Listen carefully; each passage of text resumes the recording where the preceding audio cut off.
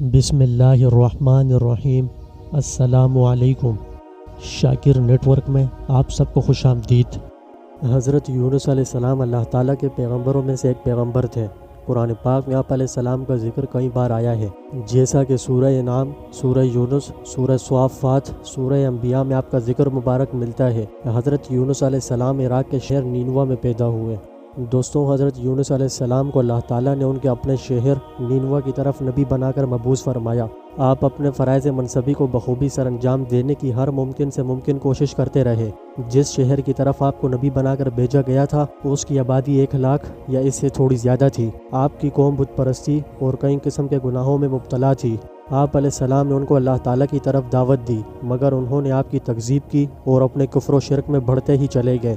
جب ایک طویل مدت گزر جانے کے باوجود وہ آپ علیہ السلام پر ایمان نہ لائے اور آپ علیہ السلام کو اذیتیں پہنچانے لگے تو آپ علیہ السلام ان سے علیحدہ ہو گئے اور ان کو 3 دن بعد عذاب الہی آنے کی وعید سنا کر دریا کی طرف چل دیے۔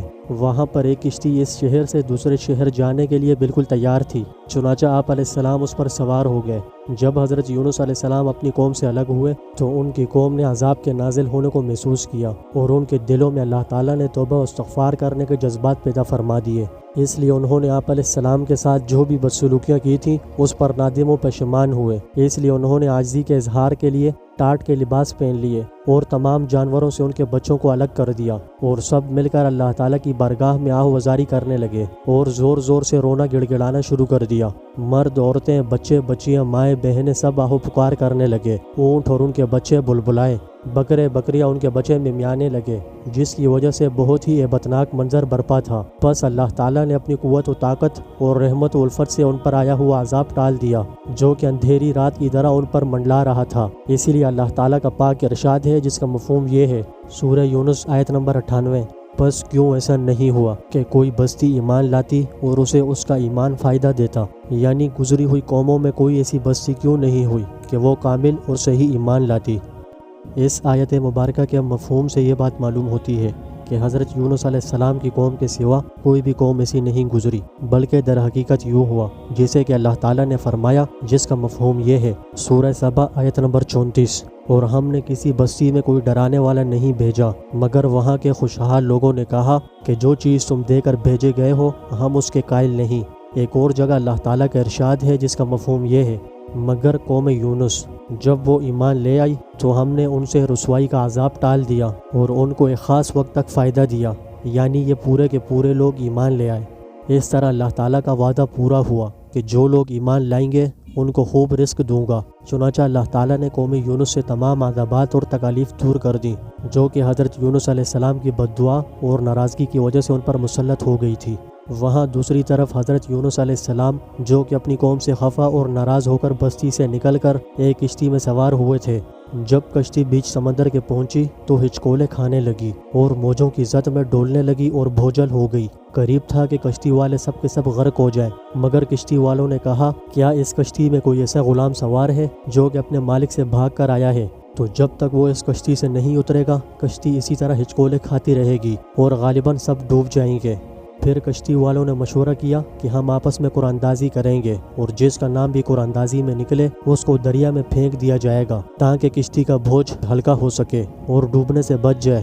جب قرآن اندازی کی گئی تو آپ علیہ السلام کا نام نکلا، لیکن وہ لوگ آپ علیہ السلام کو دریا میں پھینکنے کو تیار نہ تھے، اس لیے دوسری مرتبہ قرآن اندازی ہوئی تو پھر آپ علیہ السلام کا نام نکلا۔ پھر انہوں نے تیسری مرتبہ قرآن اندازی کی، لیکن پھر بھی آپ علیہ السلام کا ہی نام نکلا۔ اب وہ معاملہ پیش آیا جو کہ اللہ جل شانہ چاہتا تھا، یعنی آپ کو سمندر میں پھینک دیا گیا۔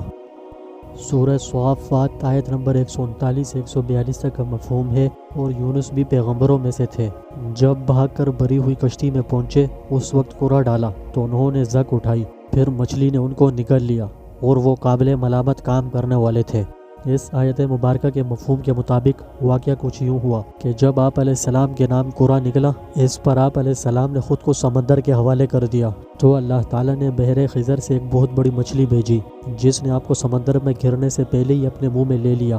اللہ تعالیٰ نے مچھلی کو یہ حکم دیا کہ یہ تیری خوراک نہیں بلکہ امانت ہے، لہٰذا اس کا گوشت نہ کھانا اور نہ ہی اس کی کوئی ہڈی توڑنی ہے اور نہ ہی کوئی نقصان پہنچانا ہے۔ مچھلی ایک عرصے تک آپ کو سمندر میں لیے پھرتی رہی، اور یہ بھی کہا گیا ہے کہ اس مچھلی کو ایک اور بڑی مچھلی نے نکل لیا تھا۔ جب آپ علیہ السلام مچھلی کے پیٹ میں پہنچے تو یہ سمجھا کہ میں مر چکا ہوں، لیکن جب آپ نے اپنے اعضاء کو حرکت دی تو یہ محسوس فرمایا کہ میں زندہ ہوں، اس لیے اللہ تعالیٰ کو سجدہ کیا اور عرض کی، میرے رب، میں نے عبادت کے لیے ایسی جگہ کو سجدہ گاہ بنایا کہ کسی نے ایسی جگہ کبھی سجدہ نہیں کیا۔ دوستوں، حضرت یونس علیہ السلام مچھلی کے پیٹ میں کتنا عرصہ رہے، اس بارے میں علماء کرام کے کئی اقوال ہیں۔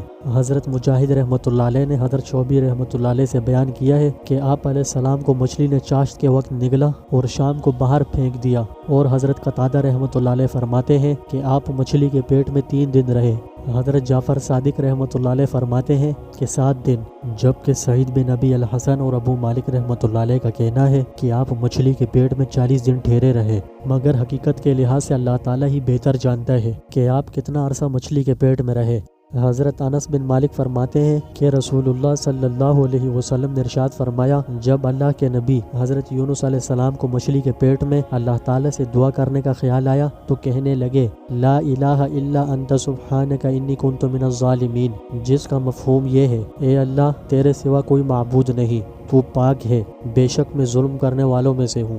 جب یہ پکار عرش کے نیچے پہنچی تو فرشتوں نے عرض کی، یا اللہ، یہ ہلکی سی آواز جانی پہچانی ہے، یہ کون ہے؟ اللہ تعالیٰ نے ارشاد فرمایا، یہ میرا بندہ یونس ہے۔ فرشتوں نے عرض کی، اے اللہ، تیرے بندے یونس کے مقبول اعمال اور دعائیں ہمیشہ بلند نہیں کی جاتی تھی؟ اللہ تعالیٰ نے کہا، ہاں۔ پھر فرشتوں نے عرض کی، کیا تو اس شخص پر رحم نہیں کرتا جو آسانی اور تندرستی کی حالت میں اچھے کام کرتا رہا تو مصیبت سے اسے نجات دے دیں۔ اللہ تعالیٰ نے مچھلی کو حکم دیا تو اس نے آپ علیہ السلام کو کھلی زمین پر ڈال دیا۔ جب مچھلی نے آپ کو کھلے میدان میں پھینکا تو اللہ تعالیٰ نے آپ پر کدو کی بیل اگا دی، اور اللہ تعالیٰ نے آپ کے لیے ایک جنگلی بکری پیدا کر دی اور اس کو آپ سے مانوس کر دیا۔ وہ بکری زمین سے گھاس وغیرہ کھا کر گزارا کرتی تھی اور صبح و شام آپ کو دودھ پلاتی رہی، یہاں تک کہ آپ نے اچھے انداز سے نشوونما پائی۔ دوستوں، یہاں ذہن میں ایک بات تو آ رہی ہوگی کہ اللہ تعالیٰ نے کدو کی بیل ہی کیوں اگائی؟ تو اس کا جواب یہ ہے کہ اس کے پتے بہت ہی نرم و ملائم ہوتے ہیں اور کافی تعداد میں ہوتے ہیں، سائیدار ہوتے ہیں، مکھی اس کے قریب بھی نہیں جاتی۔ اس کا پھل شروع سے لے کر آخر تک کھایا جاتا ہے، نیز کچا اور پکا دونوں حالتوں میں کھایا جاتا ہے۔ اس کے چھلکے اور بیج سے بھرپور فائدہ اٹھایا جاتا ہے۔ جب حضرت یونس علیہ السلام پہلے کی طرح ٹھیک ہو گئے اور اپنی قوم کی طرف واپس آئے تو وہ آپ علیہ السلام کے انتظار ہی میں تھے، چونکہ انہوں نے اپنی آنکھوں سے عذاب کو دیکھ لیا تھا، اس لیے سب کے سب ایمان لے آئے اور صدیوں تک امن و چین سے رہے۔